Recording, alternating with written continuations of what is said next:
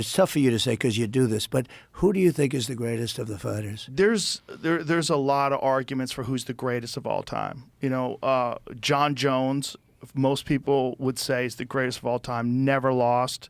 There's certainly a really good argument for that. There's another argument for George St. I always leave in BJ Penn in his prime, Anderson Silva in his prime. Mighty Mouse, 29-0, but he didn't have as many probably world never championship lost a fights. round. And the most dangerous sport in terms of I always call it high level problem solving with dire physical consequences. Yeah, it's just brutal. That's what fighting is. I never forget. So there was a fighter named James Toney. Oh yeah, I love James Toney. He fought as a very light fighter, and he ended up as a heavyweight. I mean, this guy went through everything. He was almost like a lightweight. He went from middleweight all the way up to heavyweight. Yeah, and Peter Vander Holyfield as a heavyweight. And he was a real fighter. Oh yeah. So James Toney, and I think it was George St-Pierre. St-Pierre. I think it was him. Who did he fight? James Toney.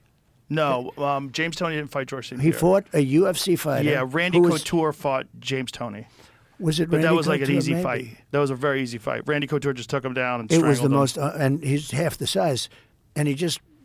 Once he got to the ankles, in fact, the announcer said, "It's over." Yeah, and he put him to picked him, sleep. took him down, mounted him, strangled him. It was and pretty James, quick. but he was talking big because he was much bigger. He was a pretty big guy. James just wanted to make some money. In that You think fight. so? Yeah. But I never forgot it. I don't think he knew what he was doing. over very quickly, and he was lying, sleeping on the mat, and he was talking. He was doing the Muhammad Ali stuff, but it didn't work out.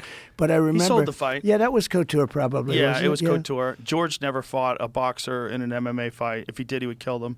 Was he one of the greatest? Yes, unquestionably. That's the argument. There's like a handful of guys you can make the argument is the greatest of all time. People forget about Anderson Silva. In his prime, he was unstoppable. But that's Anderson the thing Silva. And then there's Fedor Emelianenko, who fought in Pride. In his prime, he was unstoppable.